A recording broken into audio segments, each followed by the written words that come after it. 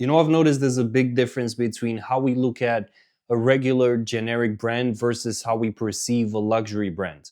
When we're talking about luxury, our mind almost goes into this whole, rewards mechanism, and we have so much dopamine when we look at and interact with luxury brands to the point where we crave their products.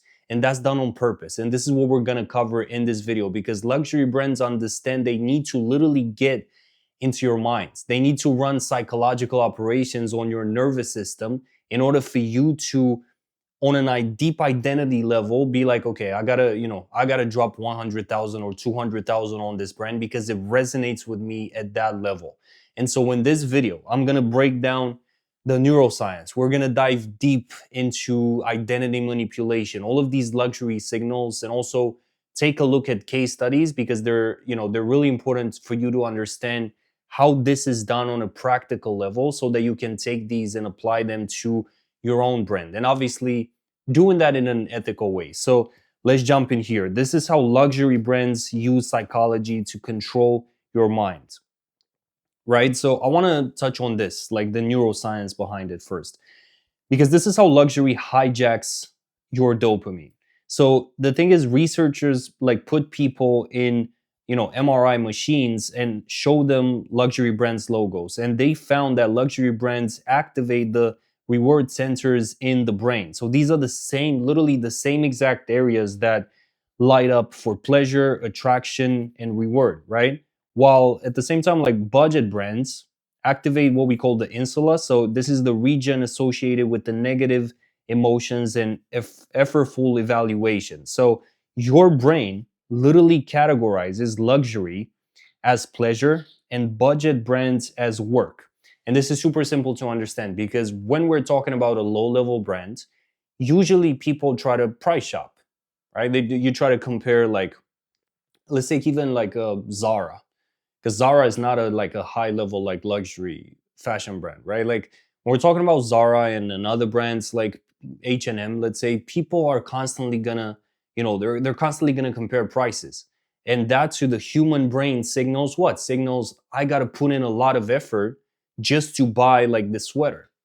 Whereas with luxury, we don't perceive that like in an effortful way, like in a heavy way. With luxury, it's super easy. We perceive that as pleasure, as reward. And again, this is kind of going into the neuroscience and the psychology behind it, because I truly believe once you get to understand these patterns, these frameworks, the psychology behind it all, you can essentially engineer your brand to operate in the same exact way. And the beauty behind it is, because I work with fashion stylists, I work with fashion brands, I work with people working in private equity, like you can apply these principles in all of these industries.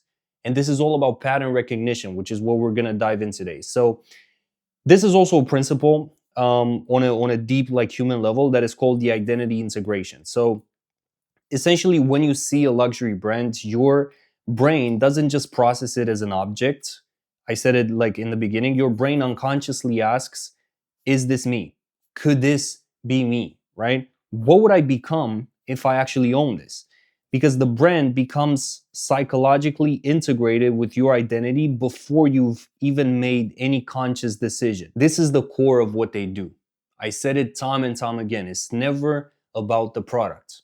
It's never about the product. It's about the identity and the message behind the product. And we're going to take a look at Patek Philippe because their case study with this is amazing. But let's talk about this one as well. This is the recognition trigger, right? So most people can instantly identify a Ferrari logo or a Birkin silhouette. That recognition itself is what generates a positive emotional response. Your brain with this creates what neuroscientists call automatic preference without any conscious thinking. So the thing is, you like it before you know why you like it.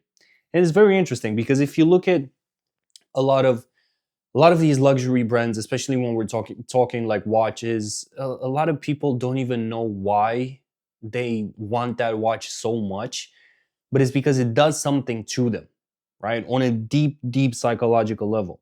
And the logo, in this case, like it becomes a trigger for your reward system. So every time, the logo appears, or every time you see the logo on on a product that you bought, it triggers that reward system. And it's very interesting how, how it literally controls to a degree like our minds. And I want to touch on this now. This is what I call the status architecture. And we're going to take a look at all of these principles and frameworks that the top brands use to engineer status and to signal status and to obviously get you to buy from them. And obviously, how you can apply them as well. So, the thing is, you got to realize status is the real product. Let me highlight this. Status is the real product with all of these brands. And when researchers typically look at like luxury consumers, a lot of them say quality and craftsmanship might be the reasons they purchase, but when they measure actual behavior against status variables, status, right, is always the more powerful predictor, because consumers are unconscious of their true motivations, especially when those motivations involve status competition. And this is what we're talking about when we're saying status anxiety, right? Because I might say, I want that car, I want that coat, I want that whatever because of the craftsmanship behind it. But to a degree, I don't really care about that. I care about, I have to own this product because of the status that is gonna give me, is gonna provide me with. That's what people care about. So status is the real product. Now, what's interesting is Ferrari, and I made a video about it, they use rejection as a desire engine with this. So they literally reject customers. They interview you, they look at your history, they decide if you deserve one. They made rejection their actual marketing, because being told no is what makes people want it more. And the application process in and of itself, we can see this with Birkin, with the Birkin bag, is the luxury experience, right? So again, it's the status. If I can easily get something without any questions asked, without any application process, if I can easily get it, then to a degree, the perceived level of value for that in my mind drops. Because for human beings, this is the way we work. Every single time something, and you can see this with personal brands as well, if we see that the person, that creator is constantly available, constantly dropping offers, constantly, doing webinars, constantly doing discounts, constantly like doing all of these things, we no longer perceive that person as someone that is high status. And it's the same exact thing here. So it's very interesting. We have another thing called in here the status segmentation. So typically what luxury brands do is they deploy two different status strategies. So think about it like this. We have loud luxury and we have quiet luxury. For loud luxury, it's basically high brand prominence. So you can see this with, let's say, Gucci. This is an example for this, because you can see the logo everywhere. It's like very, very brand focused on like the logo and everything. Visible logos, right? Clear signals. This typically targets people who want others to know they're in a different tier, right? So it plays into what I like to call the monkey brain, the ego, all of that. While quiet luxury in here, it's all about low brand prominence. So we're talking about subtle signals recognizable only to those in the know, it's kind of like an inner circle, right? And you can see this with Patek Philippe, for example. That's a good one. The quiet luxury targets wealthy consumers who want exclusivity within, the exclusivity. So status visible only to peers. Both are status games, but they're just different levels of the game. Usually the quiet luxury is the top level. Obviously, when we're talking about something extreme, like, purchasing like $500 million like yachts and stuff, that might not be too quiet, but you get the point. It's essentially this segmentation between statuses. Now, let's talk about this scarcity and FOMO psychology, because this is very interesting. So we have what we call the artificial limitation. So you can see this with all of these brands, but Rolex could make more watches, Hermes could make more bags, Ferrari could make more cars, but they choose not to. This is a psychological strategy, because when a brand signals limited units, like we only have limited amount of these product or restricted access, it triggers the scarcity principle. So it's this cognitive bias where rare items are automatically perceived as being more valuable. This is the artificial limitation. And we're going to take a look at these brands that do this. The perfect case study with this is Rolex. If you want to try to buy a Submariner or a Daytona at a retail, you just cannot, right? You can't. There's a wait list. We're talking about like 3 years, 5 years, sometimes even longer, because Rolex has, they obviously have the manufacturing capacity to meet the demands. They deliberately produce fewer watches than the market wants. And this is the psychology behind it. The wait list in here, and we touched on this with Hermes, the wait list serves as a function beyond inventory management. It validates the product's desirability. And you can implement wait lists with every single thing that you sell online. And in their case, a 3-year wait implicitly communicates, that thousands of other people want this exact thing, and that generates social proof and also fear of missing out simultaneously, because that's what we're talking about with luxury brands. It's all about the wait. It's all about that anticipation. Like, people wait. The wait in and of itself is the entire luxury experience. By the time you actually got the watch, by the time you got the product, you got the car, you got the bag, whatever, like, that's done. It's all good. The dopamine, the real dopamine and excitement and anticipation is during that wait period. And that's what they do. And the result of this, right? So getting the call from your authorized dealer doesn't feel like a purchase. It honestly feels like winning, like you were chosen, right? Because people typically, they love to pay more. They love to pay premium just to skip the wait. So the scarcity here creates value that has nothing to do with the actual watch. Nothing.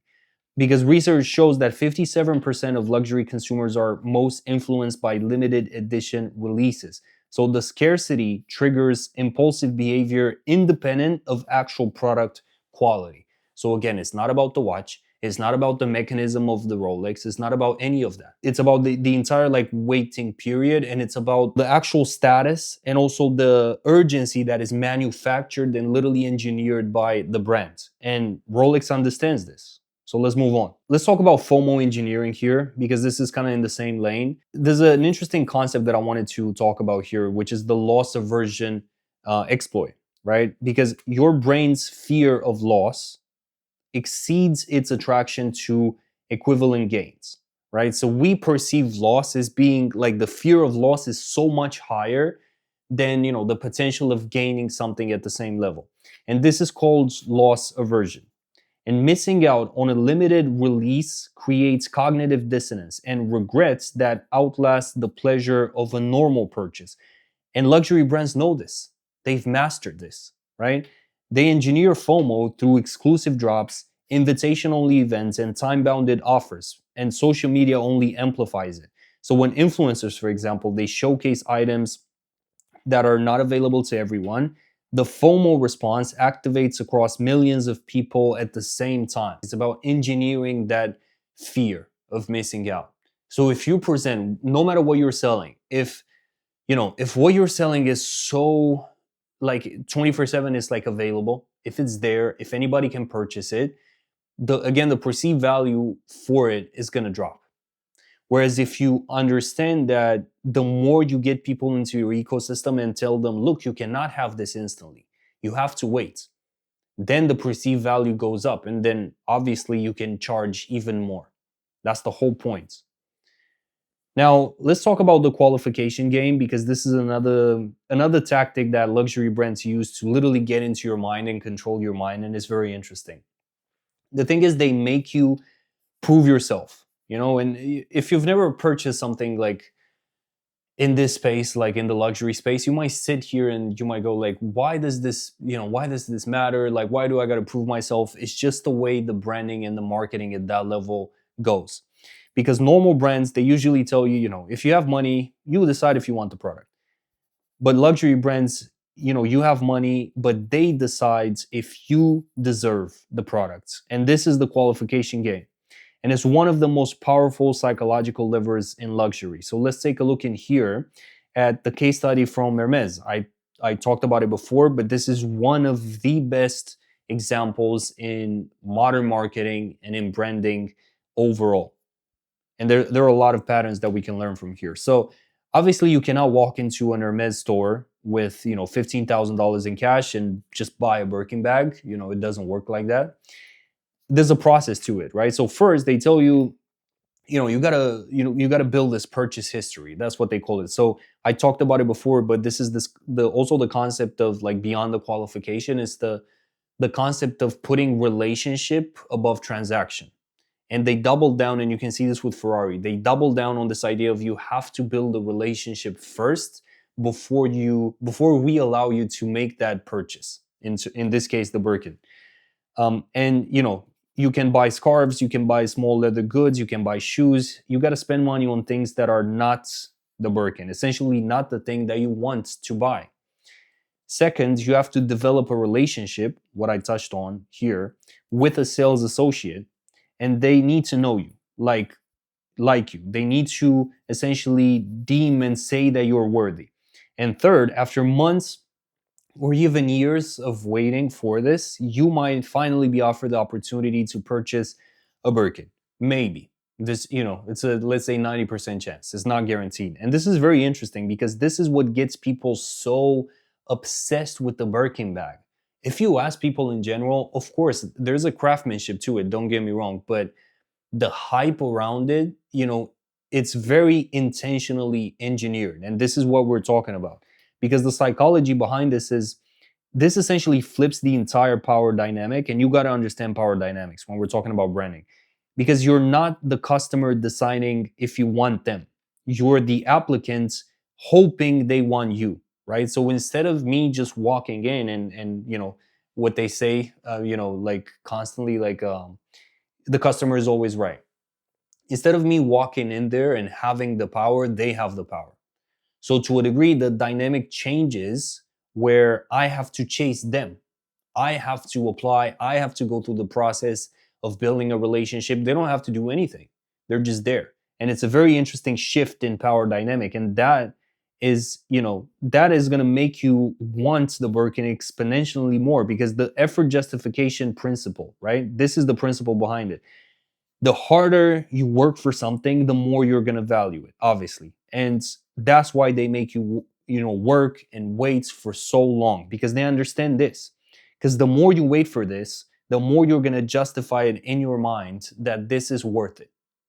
And see, this is what I'm talking about with everything in here. You have to understand how these brands get into your mind. You have to understand how they tap into, the human desires, the ego, the fear of loss, all of these things.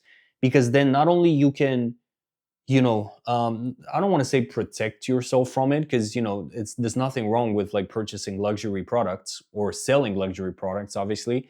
It's deeper than that. It's you can understand these things so that you can apply this psychology to your own brand so you can separate yourself from the typical brands in your industry because this is what I'm doing. For example, one of the biggest brands across the US, clothing brands, their founder reached out to me. We had a paid consultation call, and by the way, you can book that down below.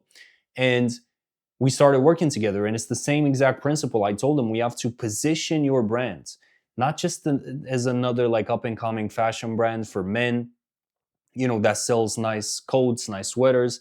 We have to go beyond that. We have to touch on the identity aspect. And we have to get people, men and women, validate this brand and almost like associate this brand with this idea of evolution, transformation, respect, confidence, right? So then you can not only up your prices, you can not only charge more, but the perception of the brand is going to be at such a different level that it's going to take you to the next level when we're talking about all of the fashion brands. Because again, in this situation, the bag, the Birkin, becomes priceless in your mind. This is what we call also the worthiness game.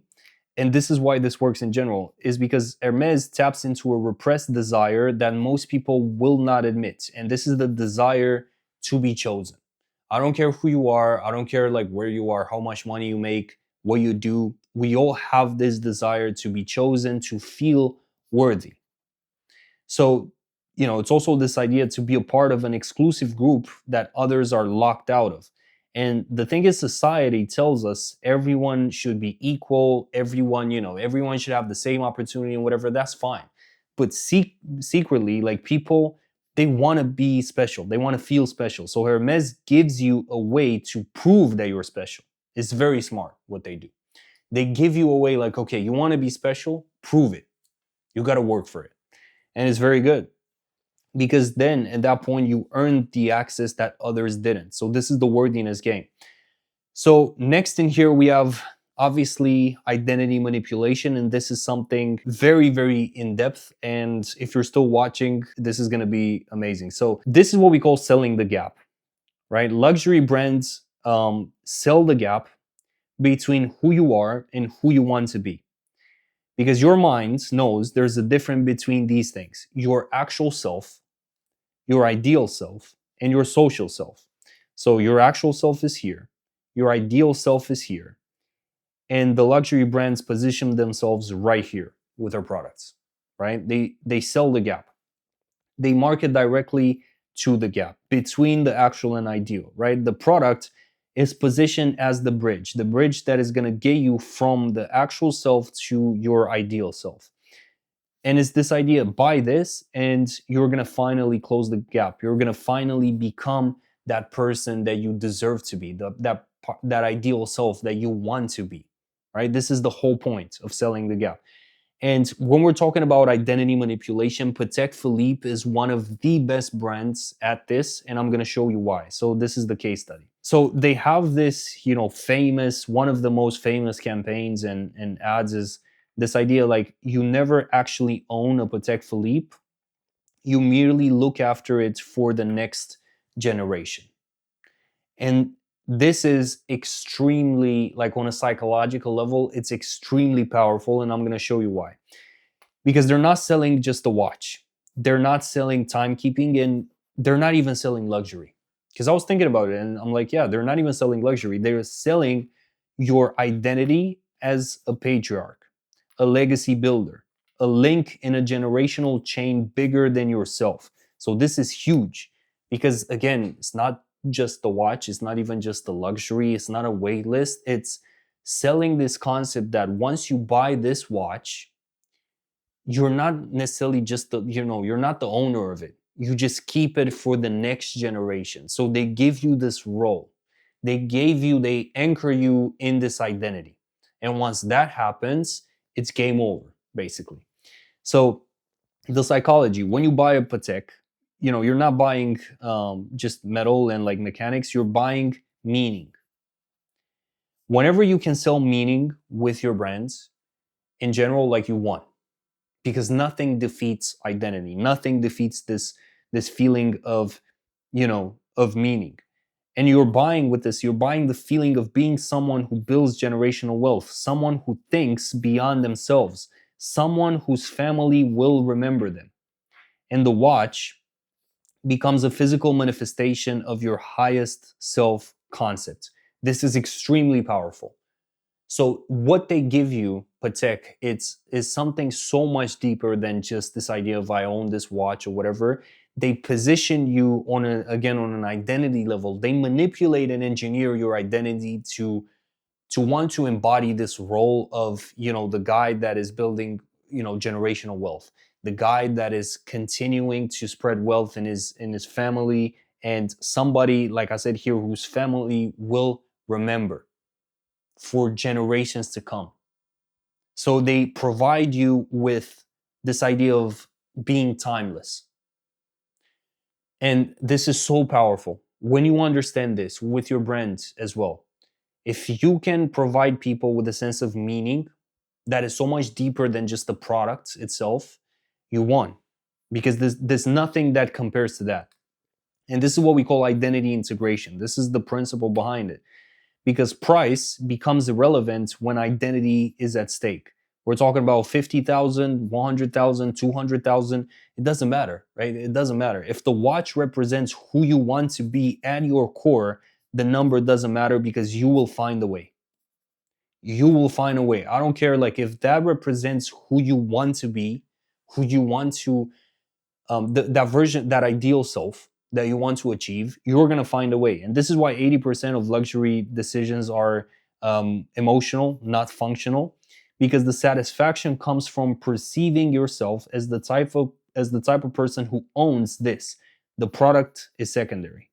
So again, it's all about this. The perception of self is very good.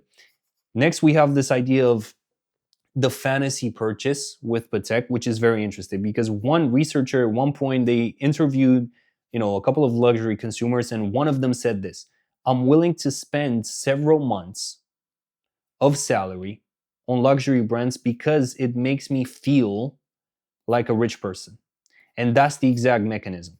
See what they said? It makes me feel like a rich person because luxury brands engineer this, the psychological experiences of wealth and status that transcends actual financial capacity. So the product is less important than the psychological state it enables because it provides a temporary simulation of your ideal identity. And Patek understood this decades ago. They don't sell watches. Again, they sell the story that you're going to tell yourself about yourself. And this is extremely powerful, the fantasy purchase. Now, let's dive deeper in here. I know this is going to be one of the super in-depth videos, but this is the pricing psychology. And I want to show you what these luxury brands do in terms of pricing and anchoring yourself to the price. So this is what we call the anchoring illusion. And this is how they manipulate price perception. So let's take Hermes. They display a crocodile Birkin at, let's say, 200,000 next to a leather model at 15,000. Now suddenly the 15,000 bag appears reasonable. Even though that's technically expensive in absolute terms, this is anchoring. They position that, and you can do this. If you have an online store, if you have a brand, whatever, if you have an offer, like an info offer, you can position that offer right next to a much more like expensive offer, and suddenly that, even though it's going to be a luxury like premium offer, is going to seem reasonable. Because once your mind accepts a $200,000 anchor, lower prices feel like bargains regardless of the objective value. So this is the anchoring illusion. Now next we got the Veblen effect in here, which is going to be very interesting because typically normal economics say that when price increases, that reduces demands, but Veblen effect is all about high prices increasing demand. So it's actually the opposite. The demand for certain products actually increases as prices rise. This is the effect, because price itself becomes a status signal. So high price communicates, this product is so desirable and exclusive that it commands premium prices. And for status conscious consumers, which are typically luxury consumers, the high price validates the purchase, right? So if it weren't genuinely exclusive, it wouldn't cost this much. And I've seen this time and time again with what I'm doing. Every single time I try to drop my prices, every single time I try to sell, an offer like a coaching offer, mentorship for less, I saw it's almost this reaction like, well, if you're telling me it's this valuable, it should be way more than this. That's the whole point with this Veblen effect. So price in and of itself is a status signal. This is what you can see with cars, especially. Like if you look at a Honda Civic, whatever, like if you spend like 20,000 on that car, it's like whatever. But if you compare that to a Bugatti, let's take an extreme example, there's a reason your mind essentially understands, even if you cannot afford it, your mind understands there's a reason why this cost, like why does this cost like 5 million bucks? There's a reason behind it. Now, this is in here, bringing it all together with, the complete system in this. Let's take a look. So Hermes, we have qualification, right? We talked about it. We have scarcity, we have anchoring, and we have identity. Is this idea that you have to prove yourself, there's a wait list, the prices are anchored against impossible options, and the bag becomes part of who you are, your identity as someone who was chosen.